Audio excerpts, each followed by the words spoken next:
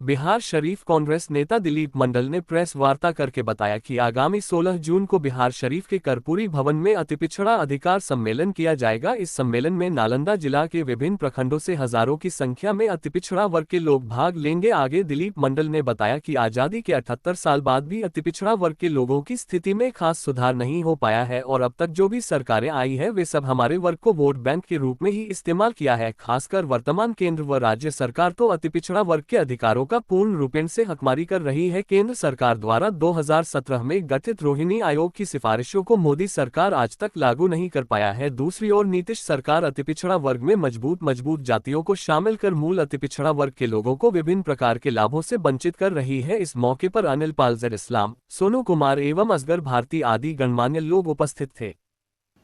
पूरा नालंदा जिला अतिपिछड़ा परिवार आगामी 16 जून को बिहार शरीफ के कर्पूरी भवन में अति पिछड़ा अधिकार सम्मेलन कर रहे हैं। उसी की सूचना देने के उद्देश्य से आप लोगों को प्रेस वार्ता के माध्यम से यहाँ पे हम बुलाने का काम किए हैं।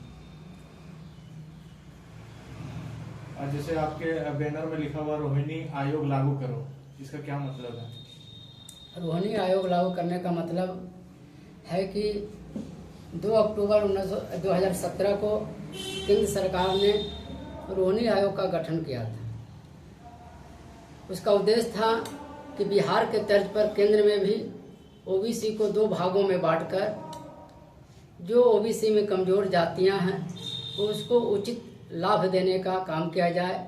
लेकिन केंद्र सरकार के अनदेखी के कारण जो है रोहिणी आयोग के कार्यकाल लगभग 13 बार बढ़ाया गया और 31 जुलाई 2023 को रोहिणी आयोग जो है अपनी रिपोर्ट केंद्र सरकार को सौंपी है, जिसमें वर्णित किया गया है कि लगभग 983 जातियां ऐसी है ओबीसी में जिसको अभी तक आरक्षण का लाभ नहीं मिल पाया है और लगभग आपका जो है 3% लोगों को आरक्षण का लाभ जो है 97% मिला है। तो इस तरह से लगभग 37% आबादी ओबीसी का आरक्षण से वंचित है। तो उसी को रोहिणी आयोग में वर्णन किया गया है और वो सिफारिश केंद्र सरकार को दिया है। लेकिन ये जो है जुमलेबाज मोदी सरकार सिर्फ हम लोग को खास करके अति पिछड़ा वर्ग को झांसा देने का काम कर रही है और लगभग 8 साल हो गया रोहिणी आयोग का गठन होने, लेकिन अभी तक इस पर कोई जो है उपचार जो देहाती भाषा में कह सकते हैं नहीं कर रहा है। तो हम लोग का ये आंदोलन जो है इस प्रकार के कार्यक्रम के माध्यम से केंद्र सरकार पर दबाव देने का भी उद्देश्य है कि जो है केंद्र सरकार की आंख खुले और इस जो है रोहिणी आयोग का सिफारिश को लागू किया जाए। कैसे संगठित करेंगे अति पिछड़ा समाज? तो हम लोग का संगठन जो है संगठित होने का काम लोग जो है हमारे जैसे बहुत सारे सामाजिक संगठन राजनीतिक दल के अति पिछड़ा के लोग कर ही रहे हैं। इसी में है कि कुछ हर जात में कुछ दलाल लोग जो है सत्ता के लोलुपता के कारण अपना व्यक्तिगत लाभ लेने के कारण जाति मीटिंग कर करके है ना अपने जात को बेचने का काम कर रही है। इसी कारण कुछ जो है संगठन में जो है एकत्रित होने का थोड़ा सा मतलब कमजोरी हो रहा है। लेकिन फिर भी अति पिछड़ा लोग समाज के वर्ग के लोग जाग रही है और खासकर मोदी सरकार के साथ साथ नीतीश सरकार का जो है उसका क्रियाकलाप है उसको भी जो है समझ रही है। और हम तो यही कहेंगे कि अति पिछड़ा भाई को संदेश देना चाहें कि आज के डेट में बिहार में अगर कोई भी राजनीतिक दुश्मन अति पिछड़ा वर्ग का है तो सबसे बड़ा है नीतीश सरकार। इसका एग्जाम्पल है कि जो है ओबीसी के सबसे मजबूत जाति तेली तमोली डांगी को आप लोग भी जानते हैं। तेली तमोली डांगी आर्थिक रूप से काफी संपन्न जाति बिहार में मानी जाती है। उसको ओबीसी BC2 से निकालकर BC1 में डाल दिया है। आज के डेट में जो भी नौकरियां का लिस्ट देखिएगा उसमें 50% जो है आपको गुप्ता शाह का यही टाइटल मिलेगा, डांगी तमोली यही लोग मिलेंगे। तो इसका अति पिछड़ा भाइयों को समझना होगा। जो अब तक हम लोग का जो समाज जो है नीतीश जी को वोट देने का काम किए हैं, और जो है नीतीश जी उन्हीं के पैर पर कुल्हाड़ी मारने का काम किए हैं। तो यही उद्देश्य को लेकर हम लोग जो है यह 16 जून को अति पिछड़ा जो है अधिकार सम्मेलन टाउन हॉल बिहार शरीफ में करने जा रहे हैं, जिसमें नालंदा जिला के हजार लोग शामिल होने वाले हैं।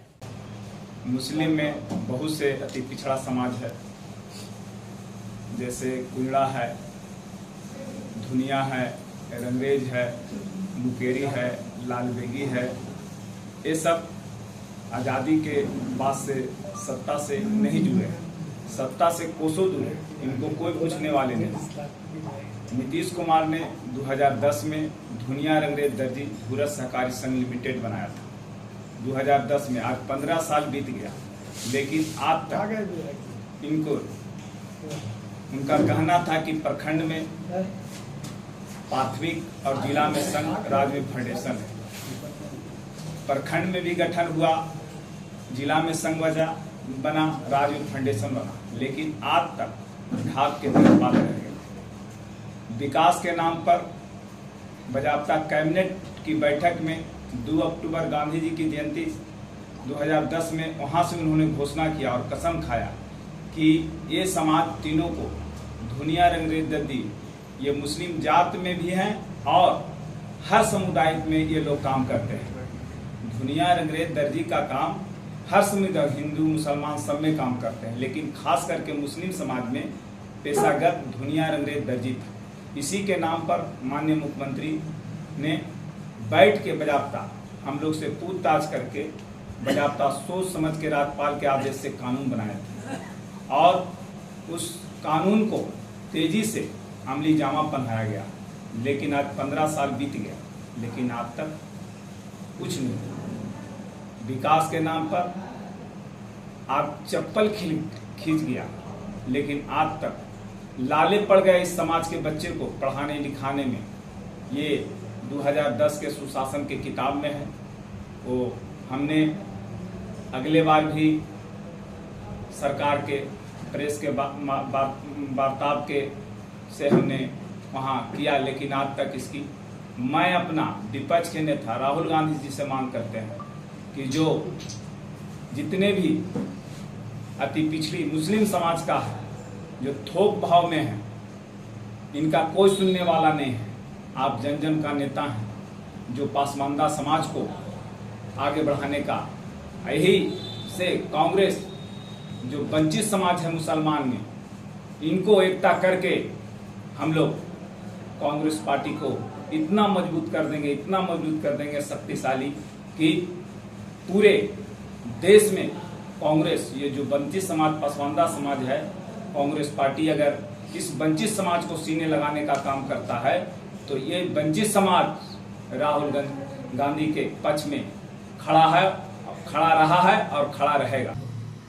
इधर हाल में कांग्रेस के दिग्गज नेता, माननीय नेता, विपक्ष के नेता राहुल गांधी जी का कहना है कि जो समाज सदियों से राजनीतिक रूप से, आर्थिक रूप से, शैक्षणिक रूप से जो पिछड़ा हुआ है, उसे मैं सत्ता में उचित भागीदारी देने का काम करूंगा। यानी उनका कहने का मतलब है कि जिसका जितना आबादी उतना उसका भागीदारी। और उन्होंने पटना के सम्मेलन में खुल के बोला कि अति पिछड़ा समाज का आबादी 36% है, तो हम 1/3 टिकट लोकसभा विधानसभा में देने का काम करेंगे, जैसे अति पिछड़ा समाज को देंगे।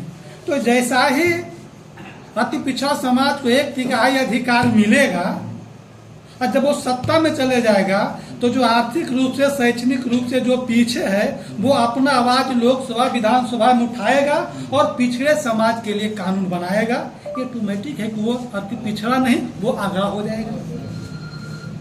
तो अति पिछड़ा समाज सिर्फ हिंदुओं में है या फिर मुस्लिमों में भी? दोनों समाज में है, हिंदू में भी है और मुस्लिम में है।